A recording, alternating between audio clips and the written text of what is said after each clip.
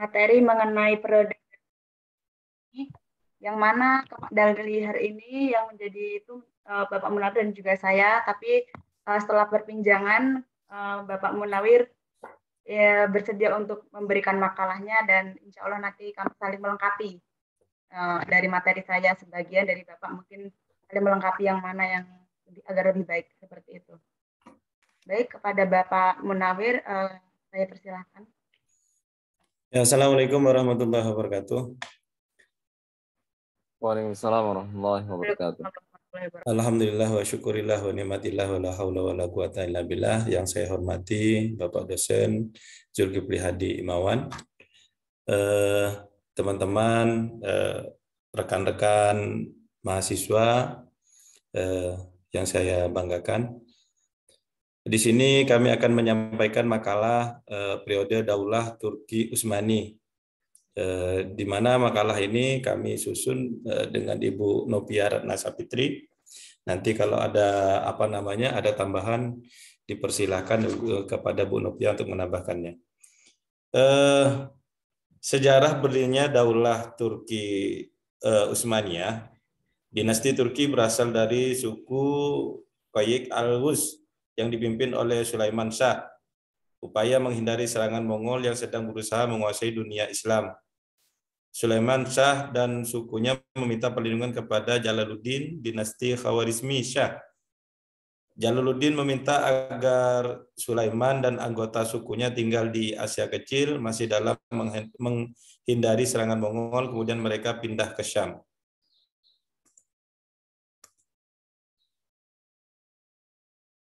Dalam jangka waktu kira-kira 3 abad, mereka pindah ke Turkistan, kemudian Persia dan Irak.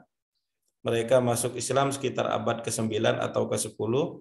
Ketika mereka menetap di Asia Tengah, di bawah tekanan serangan Mongol pada abad ke-13 Masehi, mereka melarikan diri ke daerah barat dan mencari tempat pengungsian di tengah saudara-saudara mereka. Orang-orang Turki Saljuk di daratan tinggi Asia Kecil di bawah pimpinan Ertugrul. Mereka mengabdikan diri kepada Sultan Alauddin II, Sultan Saljuk yang kebetulan sedang berperang melawan Bizantium. Berkat bantuan mereka, Sultan Alauddin mendapat kemenangan atas jasa baik itu. Alauddin menghadiahkan sebidang tanah di Asia Kecil yang berbatasan dengan Bizantium. Sejak itu mereka terus membina wilayah barunya dan memiliki kota Shukut sebagai ibu kota. Sejarawan mencatat Turki Utsmani berdiri tahun 1281 Masehi. Sejak terletak di daerah Asia Kecil, pendirinya adalah Utsman bin Ertugrul. Wilayah kekuasaannya meliputi Asia Kecil dan daerah Thrace 1354 Masehi, kemudian menguasai Selat Dardanelles 1361 Masehi, Casablanca 1389 Masehi. Selanjutnya kerajaan Turki menaklukkan kerajaan-kerajaan Romawi. Kata Utsman diambil dari nama kakek mereka yang pertama dan pendiri kerajaan ini, yaitu Utsman bin Ertugrul bin Sulaiman Shah dari suku Qayik. Pasukan Ertugrul memperoleh gelar Muqaddimah Sultan, sedangkan Ertugrul sendiri digelari Sultan Oki. Setelah Ertugrul wafat pada tahun 1239 Masehi, kepemimpinan dilanjutkan oleh putranya Utsman pada tahun 1300 Masehi. Mongol menyerang dinasti Saljuk dan Sultan Alauddin II, dan Sultan Alauddin II mati terbunuh. Sepeninggal Sultan Alauddin II, Saljuk terpecah menjadi dinasti kecil. Dalam keadaan demikian, Utsman menyatakan kemerdekaannya dan berkuasa penuh atas daerah yang dikuasainya. Maka sejak itulah kerajaan Utsman dinyatakan berdiri dan penguasaan pertamanya adalah Utsman yang disebut juga dengan Utsman I. Utsman I ini mengumumkan dirinya sebagai Padian Shah Ali Utsman, Raja Besar keluarga Utsman, tahun 699 Hijriah atau dalam kurung 1300 Masehi. Mohon maaf, bisa di zoom yang besar ini. PPT-nya biar kelihatan gitu ya. Yang pojok kanan itu. Yang bawah, pojok kanan bawah. Oh ya. Nah, seperti ini.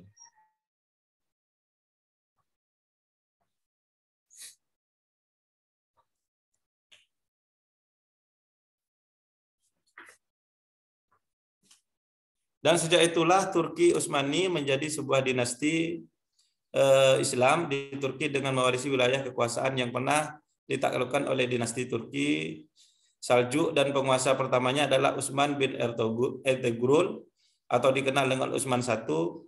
Raja-raja Turki Utsmani memiliki gelar sultan sekaligus khalifah, dan mereka berpendapat mendapatkan kekuasaan secara turun-temurun.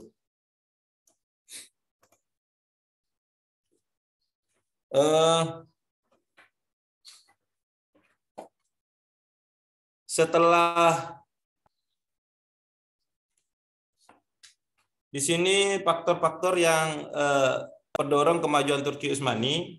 Yang pertama, alkulturasi budaya pada masa Turki Utsmani ini menjadi penyebab kemajuan dinasti Turki Utsmani, di mana keseluruhan kebudayaan Turki merupakan pencampuran dari berbagai macam elemen yang berbeda-beda dari bidang Persia yang berhubungan dengan orang Turki.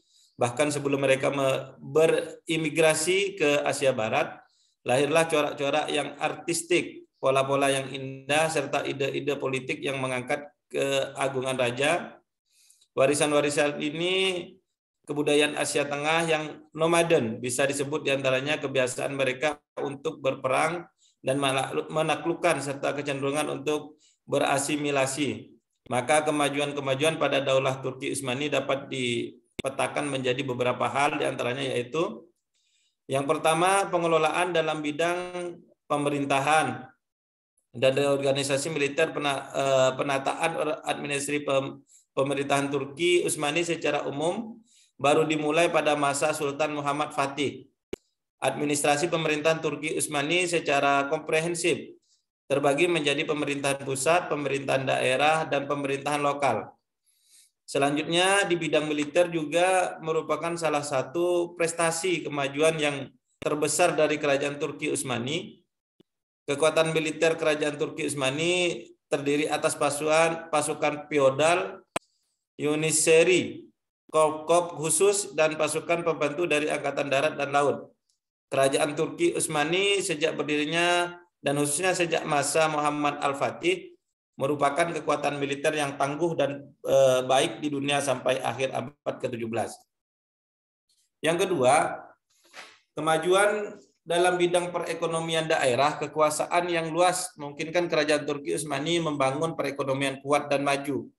Pada masa puncak kemajuannya, semua daerah dan kota penting yang menjadi pusat perdagangan dan perekonomian jatuh ke tangannya. Daerah-daerah yang ditaklukkan menjadi sumber perekonomian kerajaan Turki dan Utsmani. Hal ini disebabkan dalam setiap keberhasilan kerajaan mendapatkan rampasan perang, jizyah, dan pajak sesudahnya. Begitu pula dengan dikuasai kota-kota dagang dan jalur perdagangan di laut dan di darat, memungkinkan pula kerajaan memacu kemajuan ekonominya melalui perdagangan. Yang ketiga, kemajuan dalam bidang ilmu dan budaya. Dalam wilayah Turki Utsmani muncul tokoh-tokoh penting dalam bidang kebudayaan seperti abad ke-16, 17, 18, aliran yang didirikan oleh Baki Fuzuli pada abad ke-17 menekankan tradisi yang berbeda yang didasarkan pengaruh Persia dan terutama Turki. Hasilnya ialah mundurnya gaya romantik Mensevi yang hanya terbatas pada karya-karya singkat dari etika berisi anekdot, sedangkan kaside Turki menjadi alat yang menonjol dari ekspresi puisi. Kesungguhan usaha kerajaan Turki Utsmani dalam kegiatan ilmu dan budaya hanya terlihat dalam bidang hukum dan kebudayaan Turki. Kesungguhan usaha kerajaan Turki Utsmani dalam kegiatan ilmu dan budaya hanya terlihat dalam bidang hukum dan kebudayaan Turki.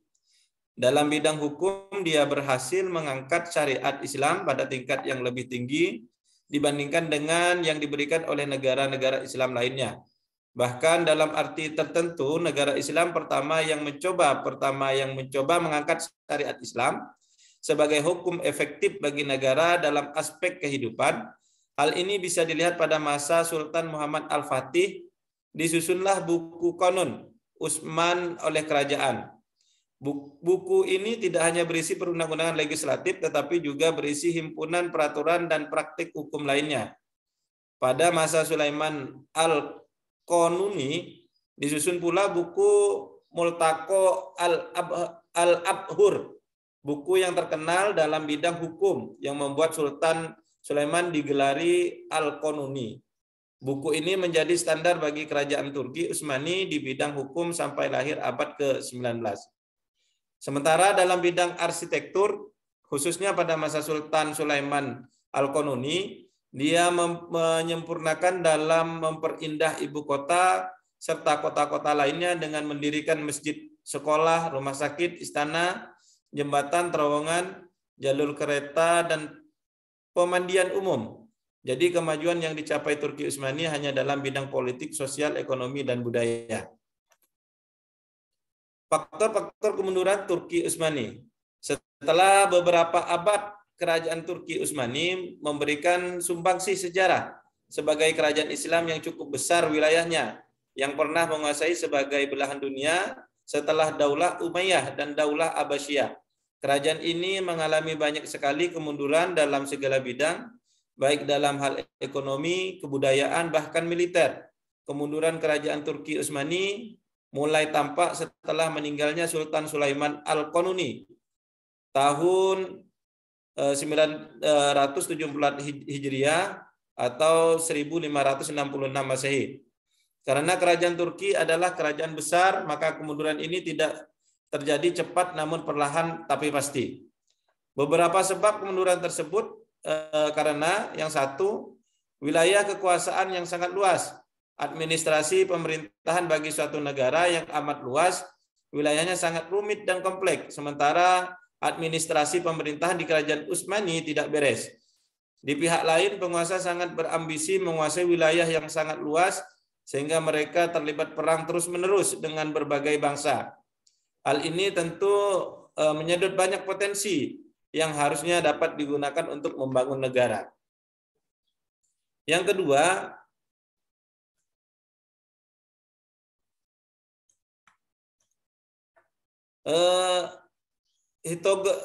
heterogenitas penduduk. Sebagai kerajaan besar, Turki Utsmani menguasai wilayah yang amat luas, mencakup Asia Kecil, Armenia, Irak, Syria, Hijaz, dan Yaman di Asia,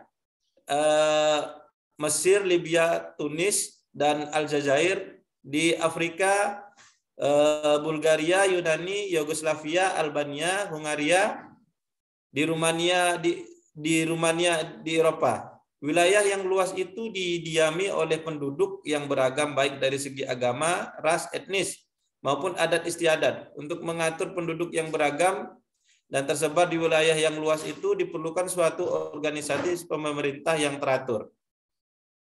Yang ketiga adalah kelemahan para penguasa. Sepeninggal Sulaiman Al-Qanuni, kerajaan Utsmani diperintah oleh sultan-sultan yang lemah, baik dalam kepribadian terutama dalam kepemimpinannya. Akibatnya pemerintah menjadi kacau. Kekacauan itu tidak pernah dapat diatasi secara sempurna, bahkan semakin lama semakin parah. Yang keempat, budaya pungli. Pungli merupakan perbuatan yang sudah umum terjadi dalam kerajaan Utsmani. Setiap jabatan hendak diraih oleh seseorang harus dibayar dengan sogokan kepada orang yang berhak memberikan jabatan tersebut. Berjangkitnya budaya pungli ini mengakibatkan dekadensi moral, kian merajalela yang membuat pejabat semakin rapuh. Yang kelima, pemberontakan tentara Janissary. Kemajuan ekspansi kerajaan Utsmani banyak ditentukan oleh kuatnya tentara Janissary. Dengan demikian dapat dibayangkan bagaimana kalau tentara ini memberontak. Pemberontakan tentara Janissary terjadi sebanyak 4 kali, yaitu pada tahun 1525, Masehi, 1632 Masehi, 1727 Masehi, dan 1826 Masehi. 6. Merosotnya ekonomi akibat perang yang tak pernah berhenti. Perekonomian negara merosot, pendapatan berkurang, sementara belanja negara sangat besar, termasuk untuk biaya perang. Yang 7, terjadinya stagnasi dalam lapangan ilmu dan teknologi. Kerajaan Utsmani kurang berhasil dalam pengembangan ilmu kekuatan militer.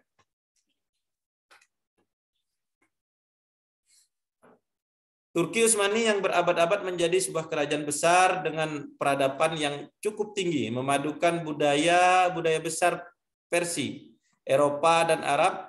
Dengan berjalannya waktu, kerajaan Turki Utsmani mengalami kemunduran sejak abad ke-17 Masehi, berangsur-angsur dengan kekuasaannya terlepas atau direbut bangsa lain.